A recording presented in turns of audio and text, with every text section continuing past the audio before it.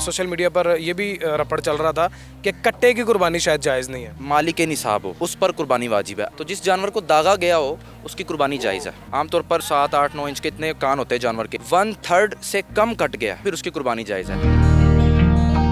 अनीस भाई, कुर्बानी की फजीलत थोड़ी सी बयान कीजिएगा और उसके बाद बाकी सवालात शुरू करते हैं। हज़रत इब्राहीम अलैहिस्सलाम की ये बहुत ही प्यारी सुन्नत है कुर्बानी करना, और जो कि इस उम्मत में अल्हम्दुलिल्लाह इस सुन्नत को बाकी रखा गया है, और प्यारे आका सल्लल्लाहु अलैहि वसल्लम ने भी इस सुन्नत को अदा किया है। फ़सल्लि लिरब्बिका वन्हर, तुम अपने रब के लिए नमाज़ पढ़ो और कुर्बानी करो।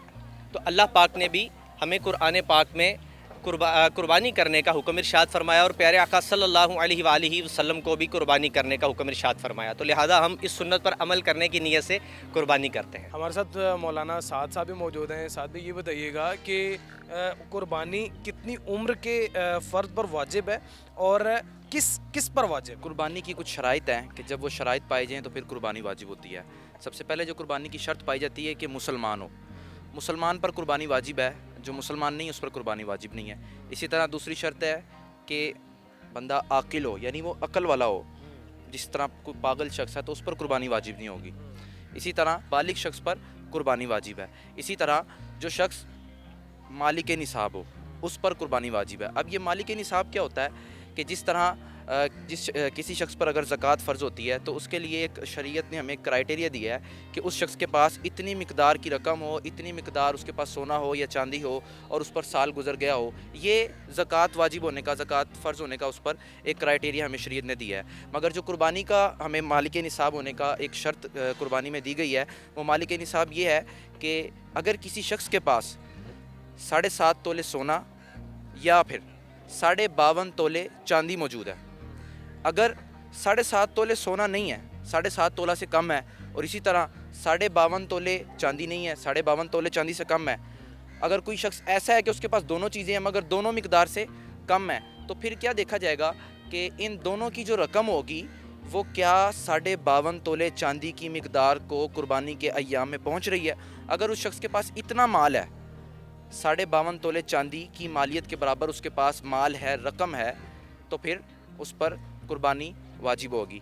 माल है, अब वो माल कौन सा हो, वो उसकी हाजत असलिया से ज़ायद हो। हाजत असलिया क्या होती हैं? जिस तरह मैं ये मोबाइल यूज़ कर रहा हूँ, आजकल चूँकि मोबाइल फ़ोन भी महंगे होते हैं तो मैंने एक मोबाइल की मिसाल दे दी। तो अगर उसकी कीमत इतनी बन रही है कि वो 52.5 तोले चांदी की मालियत के बराबर उसकी रकम पहुँच रही है, और वो उसके हाजत से ज़ायद फ़ोन है, हाजत से ज़ायद कोई ऐसी चीज़ भी है, तो फिर उस पर कुर्बानी वाजिब होगी। पिछले दिनों एक सोशल मीडिया पर ये भी रपड़ चल रहा था कि कट्टे की कुर्बानी शायद जायज़ नहीं है। इसके लिए बाहर शरीयत चूँकि कि फ़िक़्ह की किताब है, इसमें इसकी तफसील लिखी हुई है कि जो कुर्बानी है ये 3 जानवर हैं, और इन्हीं 3 जानवरों की फिर आगे किस्में हैं कि जिनकी कुर्बानी की जाती है। वो 3 किस्में कौन कौन सी हैं? वो गाय है, वो बकरी है, और वो ऊँट है। अब ये जो कट्टा है ये भी गाय की नस्ल से ही है, तो उसकी कुर्बानी जायज़। अच्छा, जिन बछड़ों के कान में एक लोगो नुमा लगा दिया जाता है, टाइटल नुमा लगा दिया जाता है, या फिर उनके जिस्म के ऊपर एक नंबर लगाया जाता है, या फिर उनका थोड़ा सा सींग टूटा होता है, या फिर उनको कोई टांग पे या जिस्म के किसी हिस्से में कोई ज़ख्म होता है, तो उन जानवरों की भी कुर्बानी जायज़ है? आपने सबसे पहले पूछा कि कान का मसला होता है या जिस्म पर दागा गया होता है, उस पर कोई नंबर लगाया गया होता है, तो जिस जानवर को दागा गया हो उसकी कुर्बानी जायज़ है। इसी तरह अब किसी के कान का मसला है, उस जानवर का कान कटा हुआ है, अब उसमें देखा जाएगा उस जानवर का कान बिलफर्ज 10 इंच का है, तो वो कितना कटा हुआ है। आमतौर पर 7, 8, 9 इंच के इतने कान होते हैं जानवर के, बकरी की या अपने छतरे वगैरह के, तो उसका कान कितना कटा हुआ है। अगर तो उसका कान 1/3 से कम कट गया, 1/3 से कम कट गया, तो फिर उसकी कुर्बानी जायज़ है। अगर उसका कान 1/3 से ज़्यादा कटा हुआ है तो फिर उसकी कुर्बानी जायज़ नहीं होगी। इसी तरह आपने सींग का पूछा, तो जिसके सींग पैदाइशी तौर पर ही ना हो उसकी कुर्बानी जायज़ है, और अगर किसी का सींग टूट जाता है, अगर तो उसका सींग उसके जड़ से ही टूटता है फिर उसकी कुर्बानी जायज़ नहीं, और अगर सींग जड़ से ऊपर से टूटता है फिर उसकी कुर्बानी जायज़ है।